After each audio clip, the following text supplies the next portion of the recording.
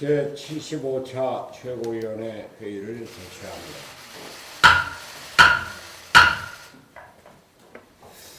제가 오늘 말이 조금 길어질 것 같은데 좀 양해 좀 해주십시오. 짧게 좀 정리하려고 그랬는데 시간이 없어서 정리하다가 안 되는 것 같아요. 어젯밤에 창원에서 올라와서 2년 전 대한민국 헌법재판소는 헌정사상 최초로 현직 대통령을 탄핵했습니다. 탄핵 결정 이후 치러진 대선을 통해서 정권을 교체했지만 제왕적 대통령제 하에 패권주의는 더욱 악화되었습니다. 사람만 바뀌었지 제도가 바뀌지 않은 탓입니다. 국정농단의 근본 원인인 제왕적 대통령제와 구태정치의 근본 원인인 승자독식 양당제가 아직도 시퍼렇게 살아있기 때문입니다. 경제는 날로 악화되고 취업은 늘고 경제적 불평등은 심화되고 서민들은 죽어가고 있는데 우리 사회는 이념의 양극화가 극심해지고 있습니다. 청와대와 집권 여당은 나라를 왼쪽으로 몰고 가려 하고 자유한국당은 오른쪽으로 몰고 가려고 하면서 이념 갈등을 부채질하고 있습니다. 국가와 사회의 안정적 발전을 도모하기 위해서는 정치개혁이 핵심입니다. 2년 전 촛불시민혁명이 외쳤던 내가 나를 대표한다는 위대한 대의제를 위해 선거제도부터 고쳐야 합니다. 연동형 비례대표제가 바로 그것입니다. 제가 단식을 하고 손다방 푸드트럭을 몰고 전국을 돌아다니면서 선거제도 개혁을 호소하는 것도 촛불혁명을 한 단계 더 발전시켜 합의제 민주주의를 이루어내고자 하는 충정 하나에서였습니다.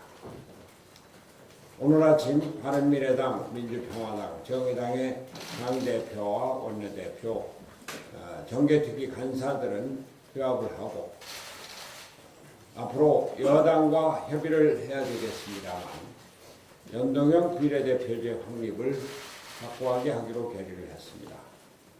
자유한국당이 반대하는 상황에서 이를 극복하기 위해서 긴급처리 안건 패스트트랙을 상정하기로 의견을 모았습니다만 우리 김관영 원내대표가 여당과 협의를 할 것입니다. 패스트트랙에 대해서 어제 자유한국당이 연동형 비례대표제 선거제 개혁에 반대하며 비례대표제 폐지와 의원 정수 10% 감축안을 대안으로 내놓았습니다. 우선 강한 유감을 표명하지 않을 수 없습니다. 이는 지난해 12월 15일 5당 원내대표가 합의하고 서명한 내용을 정면으로 부정하는 것입니다. 이는 선거제도 개혁안이 아니라 개혁을 회방놓기 위한 속임수에 지나지 않음을 우리는 잘 알고 있습니다.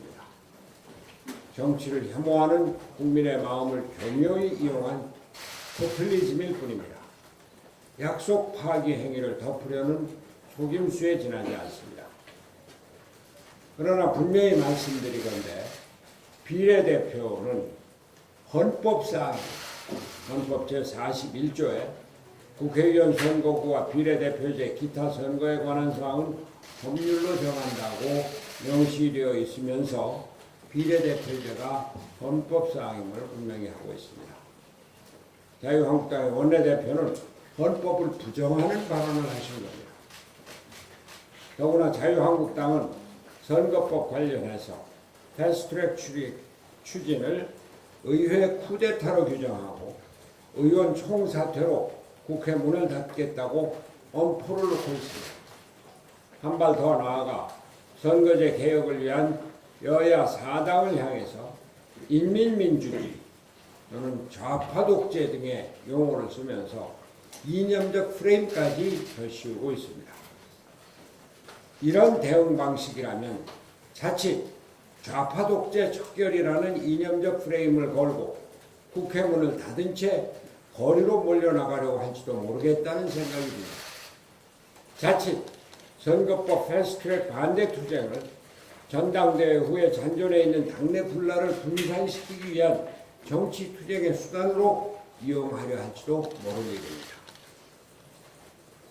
황교안 신임 대표 선출 후 자유한국당은 5.18 망원 관련자들의 징계를 없애는 일로 뭉개려 하고 없던 일로 뭉개려 하고 박근혜 전 대통령에 대한 사면 논의를 끌어내면서 더 수구정당으로 도로박근혜당으로 빠르게 회귀하고 있습니다. 자유한국당이 공식적으로 반대 입장을 정한 이상 연동형 비례대표제 도입을 위한 선거제도 개혁을 더 이상 멈출 수는 없습니다. 자유한국당을 제외한 여야 4당의 합의로 선거제 개혁을 위한 패스트트랙을 시작할 수밖에 없는 상황이 된 것입니다. 자유한국당은 국민들이 자기 손으로 뽑지 않은 비례대표를 원하고 있지 않다고 주장하는 바,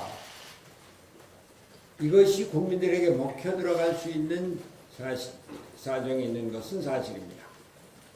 그러나 우리는 비례대표 의원을 국민이 직접 뽑을 수 있는 제도를 강구해서 이러한 우려를 불식시킬 것입니다. 가능하면 이번에 아예 법으로 규정하면 될 것입니다. 어렵게 생각할 필요 없이 각 정당들이 후보 희망자를 공개 모집하고 몇 차례에 걸친 공개 토론회를 거쳐 당원 및 유권자들이 직접 투표를 하여 순번을 결정하면 되는 것입니다. 우리 바른미래당이 토론 배틀을 통해서 비례대표 의원들을 지난 지방선거에서 선출한 것, 그러한 것들을 총선에서 적용하면 될 겁니다.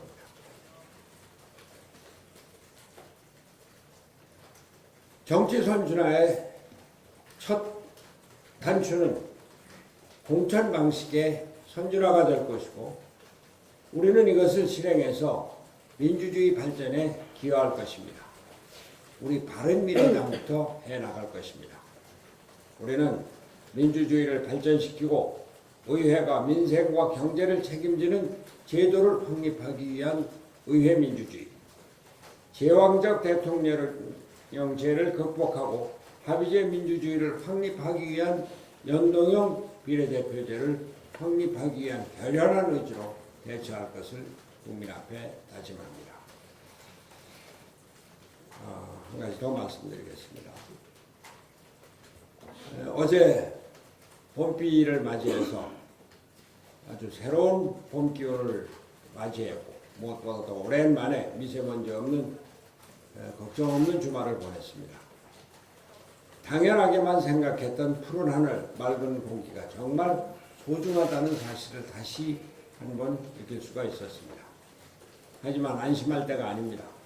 장기적이고 구체적이며 글로벌 차원의 미세먼지 대책을 강구해야 합니다. 저는 지난 금요일 최고위원회에서 미세먼지 문제의 해결을 위한 범사회적 기구 구성을 제안한 바 있습니다. 여야가 초당적으로 동참하고 정부와 사회 각계각층이 참여하여 총체적이고 전면적인 미세먼지 대책을 마련하는 기구를 구성하자는 것이었습니다. 또한 그 위원장으로 반기문 전 유엔 사무총장을 추천했습니다. 반기문 총장은 미세먼지 문제에 대해서 특별한 관심을 갖고 계신 분으로 당연히 이 문제에 대해서 커다란 관심을 가지실 것으로 생각합니다.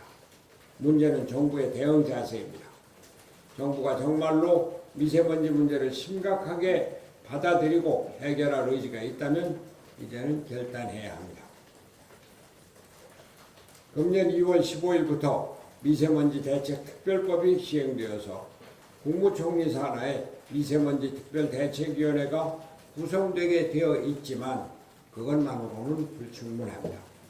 아직까지 실효성 있는 대책을 내놓지도 못하고 중국에게는 말 한마디 못하는 정부를 국민은 더 이상 신뢰하지 않고 있습니다. 삶의 질을 넘어서 국민의 생명권을 위협하고 있는 미세먼지 문제는 우리 사회 전체의 가장 중요한 미래 문제가 되었습니다. 국무총리 직속위원회로 해결할 수 있는 사안이 아닙니다. 정부와 정치권, 시민사회 전체가 참여하여 지혜를 모을 수 있고 대책을 강구할 수 있는 기구가 필요합니다. 충분한 예산과 행정이 뒷받침되는 국가적인 기구가 필요한 것입니다. 그리고 그 위원장으로 반기문 전 총장이 적임자입니다. 반 전 총장은 최근 보다 나은 미래를 위한 반기문 재단의 이사장을 맡아서 기후변화 분야에 대한 대책 마련에 나섰습니다. 오래전부터 환경 문제에 대한 글로벌한 식견을 가지고 있는 것으로 정평이 나 있습니다. 또한 이 문제가 국제적인 공조가 필요한 만큼 보아포럼의 이사장을 맡아서 시진핑 주석과 긴밀한 신뢰관계를 유지하고 있는 것도 큰 도움이 될 것입니다. 무엇보다 반기문 전 총장은 여야 모두로부터 지지를 받을 수 있고 진보 보수를 떠나 전 국민, 전 계층을 아우를 수 있는 분이라는 것이 가장 큰 장점입니다. 국민의 생명이 위협받고 국가적 재앙으로 다가온 미세먼지 문제에 대해서 국가와 사회 전체의 노력으로 장기적인 대책을 마련하고 중국 등 주변 국가, 초국가적인 대책을 논의할 수 있는 국가적 기구를 출범시킬 것을 정부에 거듭 촉구합니다. 네.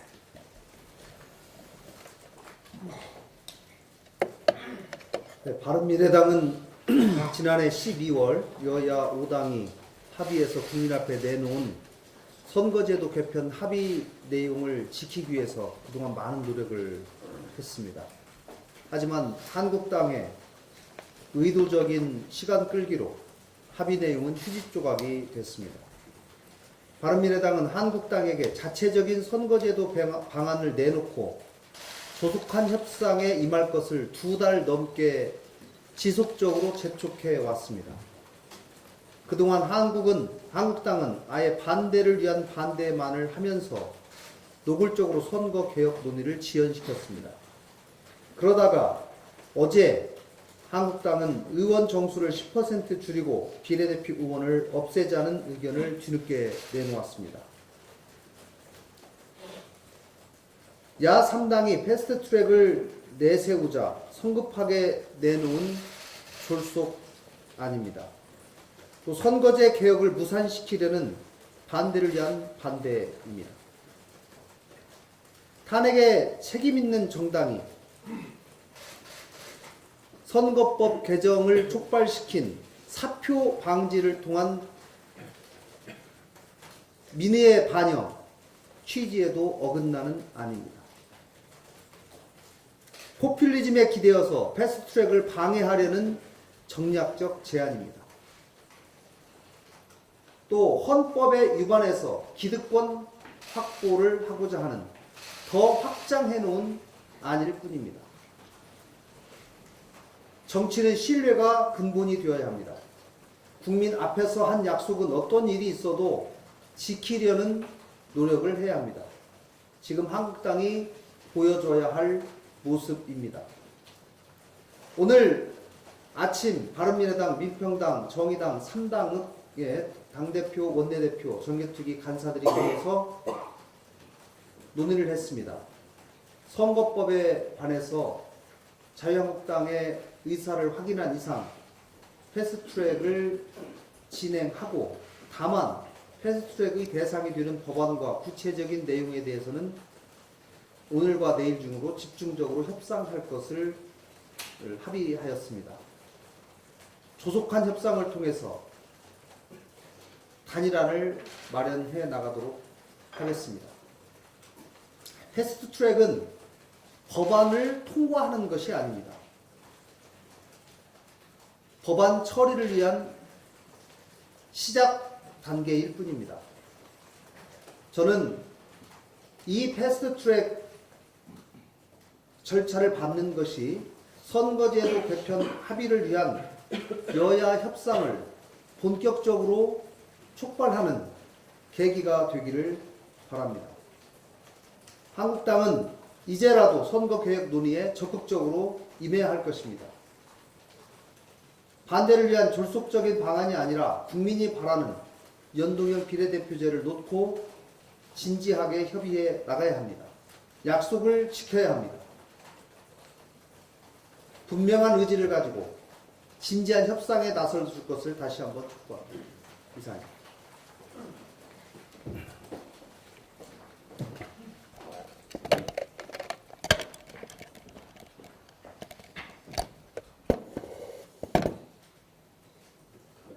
조국 수석에 대해서 말씀드리겠습니다. 조국 수석이 공수처가 통과 안 되는 이유가 이 국회가 촛불혁명 전에 구성된 국회다.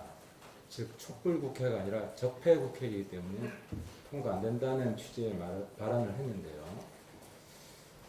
조국 수석은 지금 자기 자신이 제2의 우병우가 되어 있다는 사실을 직시하지 못하고 있는 것 같습니다.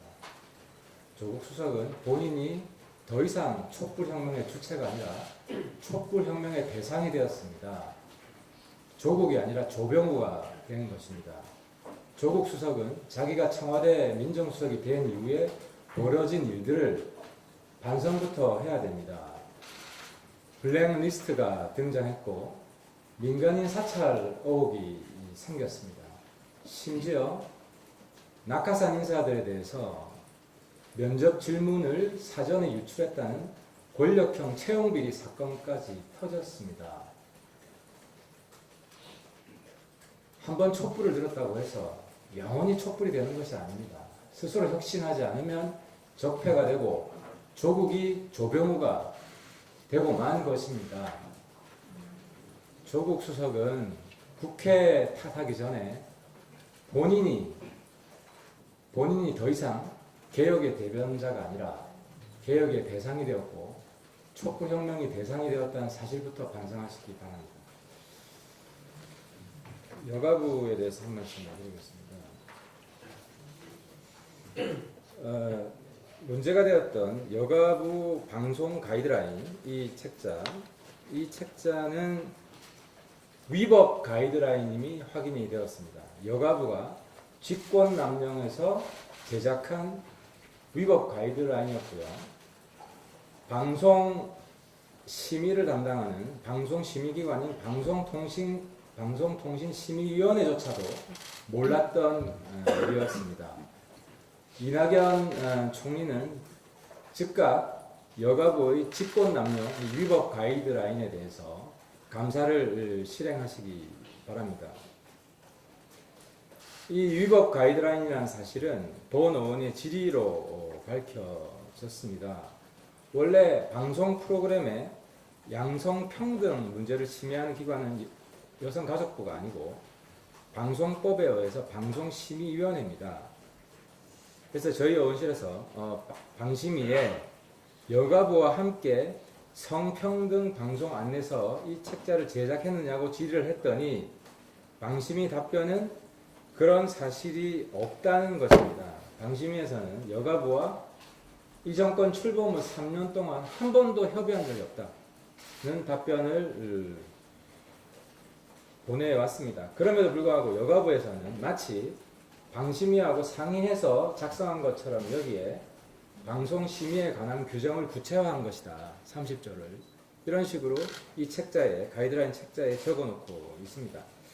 그래서 혹시 몰라서 여가부의 양성평등 방송에 대한 방송의 양성평등 문제에 대한 유권 해석 권한이 있는 거 아니냐라고 방심위에 다시 물었습니다. 즉 방심위와 협의하지 않아도 여가부 직권으로 양성평등 문제에 관해서는 방송 심의를 할 수 있는 그런 가이드라인을 제작할 수 있는 권한이 있는 것이 아니냐 이렇게 물어보니까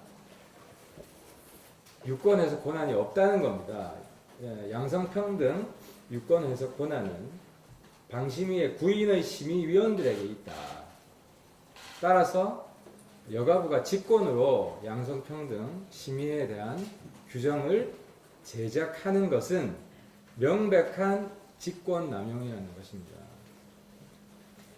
즉 여가부는 방심위를 팔아가지고 마치 이 가이드라인에 강제성이 있는 것처럼 이걸 안 따르면 징계를 먹을 것 같은 그런 위법성 가이드라인을 만든 것입니다. 이 위법 가이드라인을 만든 것에 대해서 여가부 장관은 즉각 대국민 사과를 하고 이 가이드라인 공식 폐지를 선언해야 됩니다. 그리고 총리실에서는 이 직권남용 위법 가이드라인을 만든 여가부에 대해서 전면 감사를 즉각 실시할 것을 촉구를 합니다. 네, 주말에 모처럼 미세먼지 없이 보냈습니다. 미세먼지, 항세먼지 서로 나타나 하더니 그것도 조용해졌습니다. 하지만 다시 찾아올 미세먼지니까 안심하면 안 됩니다. 결론적으로 말하면 문세먼지가 맞습니다. 신규 발전소 허가를 이전 정부에서 했다 하더라도 실제 미세먼지가 나오는 것은 신규 발전소가 아닙니다. 그리고 문재인 대통령이 후보 시절 미세먼지 배출량 30% 감축하고 석탄 화력발전소 신규 건설 전면 중단하겠다고 했었습니다. 이 공약이 문재인 1번가 베스트 상품이었어요. 그런데 당선해서는 뭘 했습니까? 봄철 석탄 발전량은 약간 줄었지만 1년 석탄 발전량은 더 늘었습니다. 30% 감축은 선거용입니까? 문재인 후보의 에너지 공약은 누가 만들었는지 모르지만 전기 없는 조선시대로 돌아가자고 하면 될 걸 신규 석탄발전소, 노후 석탄발전소, 신규 원전, 노후 원전 다 없애자고 복잡하게 했는지 잘 모르겠습니다. 이 정부가 정말 석탄 발전을 줄이려고 했는지 팩트 체크를 해봤습니다. 대한석탄협회 사이트를 들어가 보면 이전 정부보다 석탄을 훨씬 많이 사용했다는 사실이 그대로 드러나 있습니다. 우리 대부분의 석탄은 수입에 의존을 하는데요. 수입 석탄 발전용 소비 현황을 보면 2016년 7,800만 톤을 사용했는데 문재인 정부 들어서는 2017년 1,000만 톤이 늘어난 8,800만 톤, 2018년에는 9,100만 톤 정도를 소모했습니다. 결론은 2018년에 2016년보다 1,300만 톤의 석탄을 더 사용했다는 것이고 미세먼지는 분명 더 나왔을 겁니다. 국민들은 불안을 넘어 정부의 무능과 안일에 분노합니다. 미세먼지를 잡고 국민의 건강을 지키겠습니다. 정부의 정책 역량과 외교 역량을 모두 투입해서 푸른 대한민국을 만들겠습니다. 이것이 문재인 대통령의 공약의 일부입니다. 미세먼지는 정치 문제가 아닙니다. 초당적으로 힘을 합치고 전문가 의견을 들어야 합니다. 대표님께서 말씀하셨듯이 범사회적 기구를 만들어야 합니다. 그리고 중국과의 협상을 위해서라도 금년 석탄 발전량을 획기적으로 줄여야 합니다. 국민들은 불안을 넘어 정부의 무능과 안일에 더 분노하고 있습니다. 이전 정부가 못해서 잘해보자고 정권 잡았으면 책임지고 잘해야지 지금 남의 탓 할 때입니까? 외교 역량을 좀 더 보여주시고 푸른 대한민국 꼭 만들어주시기 바랍니다.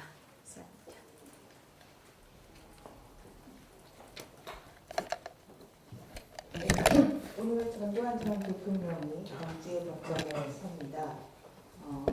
80년 5월 계엄군의 헬기 사격을 증언한 고 조비오 신부를 활용치 한 거짓말장이라고 비난한 혐의로 강제 법정에 서게 됩니다. 내란 혐의로 재판을 받은 이후 23년 만의 일이지만 강제 법정에 서는 것은 처음입니다.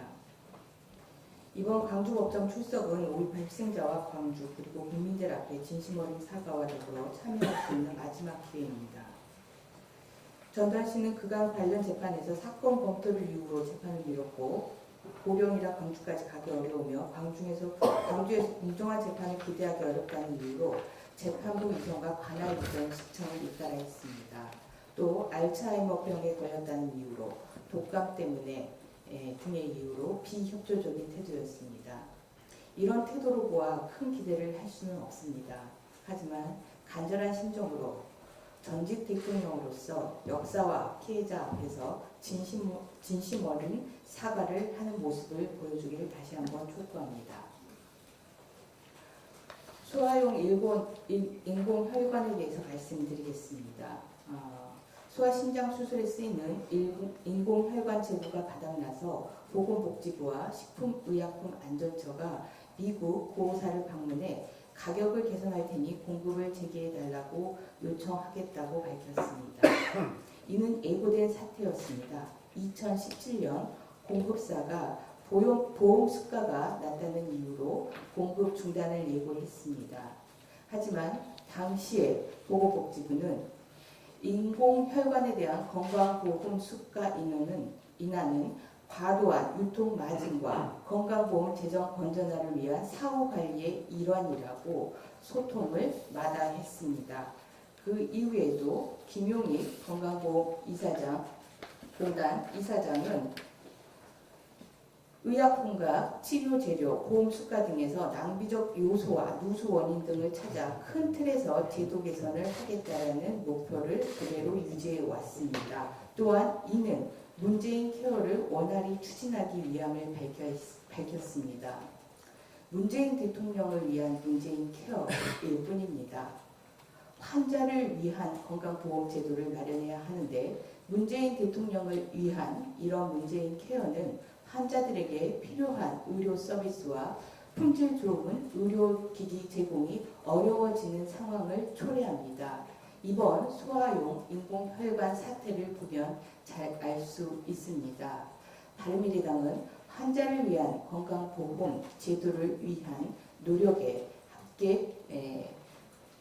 함께 해 나가도록 하겠습니다. 제가 하나만 좀 더. 그 정부의 신용카드 소득공제 축소 방침에 대해서 말씀드리겠습니다. 문재인 정부는 공정성도 없고 경제 활성화에도 역행하는 신용카드 소득공제 축소 즉각 중단해야 합니다. 며칠 전 홍남기 경제부총리가 신용카드 소득공제 축소하겠다고 밝혔습니다. 소득 투명성 확보를 위한 도입 취지가 달성됐다는 것입니다. 이 홍남기 부총리의 소득 투명성 확보가 되었다는 발언은 새빨간 거짓말입니다. 국제통화기금 IMF에 따르면 우리나라 지하경제는 2015년 기준 20%에 달합니다. 7, 8%대인 미국, 독일, 영국, 일본의 3배 가까이나 됩니다. 그렇지 않아도 직장인들은 모든 소득을 투명하게 파악하고 있으며 세금마저도 원천 징수당하고 있습니다. 세금이 필요하면 이 20%에 달하는 지하경제를 파악해서 더 거둘 생각을 해야지 왜 애꿎은 월급 봉투를 탐내냐는 겁니다. 근로소득 결정세액은 2009년 12.9조 원에서 2017년 34.7조 원으로 빠르게 늘고 있습니다. 이미 월급쟁이들은 세금을 충분히 내고 있는 것입니다. 세금 더 필요하면 정정당당하게 세금 올리든가 아니면 불필요한 낭비 줄여서 해결해야 됩니다.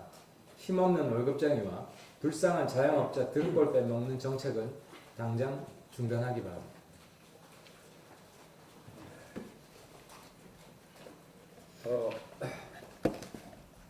하태경 최고위원이 조국 수석에 대해서 얘기를 했습니다. 한마디 더 드리겠습니다. 조국 수석은 대통령의 비서로 자기 역할이 뭔지, 자기가 어떻게 처신해야 되는지 좀 자제를 해주기 바랍니다. 그저께 9일날 유시민 전 장관이 진행하는 알릴레오 유튜브에 나와서 국회 공수처 법안 처리를 요구했습니다. 그 전에 22일에는 국회의원 등 선출직은 공수처 수사 대상에 제어야 한다 하고 했다가 반발이 있으니까 어제 그저께는 나와서 공수처 수사 대상에 국회의원 포함되도록 해달라 이렇게 얘기를 했습니다. 도무지 비서가 유튜브에 나와서 국회 공수처 처리 법안 처리를 요구하고 국회의원들 놀리는 듯한 이런 발언을 하는데 그 비서가 할 일입니까? 도무지 조국 수석은 작년 초에는 대통령이 국회에 제안한 헌법 개정안을 청와대 거기 나와서 설명회를 세 차례 거쳐서 가졌습니다. 이거 비서가 할 일이 아닙니다. 대통령이 국회에 법안을 제출했으면 대통령이 나와서 해야죠. 그러더니 얼마 전에는 SNS로 김태우 특별감찰반원에 대해서 두들겨 맞으며 가겠다 뭐 이렇게 얘기를 했습니다. SNS 정치를 하고 있습니다. 이제 유튜브 정치까지 하고 있습니다. 비서는 정치하는 자리가 아닙니다. 조용히 비밀리에 대통령을 보좌하는 자리입니다. 이게 지금 청와대 행태입니다. 제왕적 대통령제 하에서 측근 실세들이 자기 분수를 모르고 오만하고 방자한 이런 행위를 보이고 있는 겁니다. 그래서 우리가 정치제도를 개혁하자고 하는 것입니다. 어느 나라 비서가 이렇게 SNS로 유튜브로 이런 식으로 정치를 합니까? 이 자리에서 유시민 전 장관에게도 말씀드립니다. 알릴리오 TV 내가 공개적인 뭐라고 그랬죠? 고용 뭐다 이렇게 얘기를 했는데 그렇다고 해서 청와대 비서까지 끌어들이면서 여권 정치를 유튜브에서 하는 것 잘못됐습니다. 하지 말아주십시오. 그리고 창원에 대해서 잠깐 말씀드리겠습니다. 제가 창원 서울을 가서 돋보였는데 아직 뚜렷하게 표시가 나지는 않습니다만 창원 시민들의 자세가 바뀌고 있습니다. 창원 경제가 우리나라 경제의 표본입니다. 창원 경제가 일어섰을 때 우리나라 경제가 일어섰고 우리 경제가 무너지고 있는 것이 바로 창원에서 나타나고 있습니다. 자유한국당, 더불어민주당 그리고 민주노총 이거 안 갖고 안 되겠다, 바꿔야 되겠다라고 하는 의식들이 일어나고 있습니다. 당직자들 또 현재 당원들 고생 많이 하는데 중앙당 여러 의원들께서 좀 많이 도와주시고 내일 말이죠. 내일 오후 3시에 이재환 후보의 선거대책본부 발대식이 창원에서 있습니다. 우리 의원님들 또 당직자 여러분들 많이 참석해 주시기 바랍니다. 예.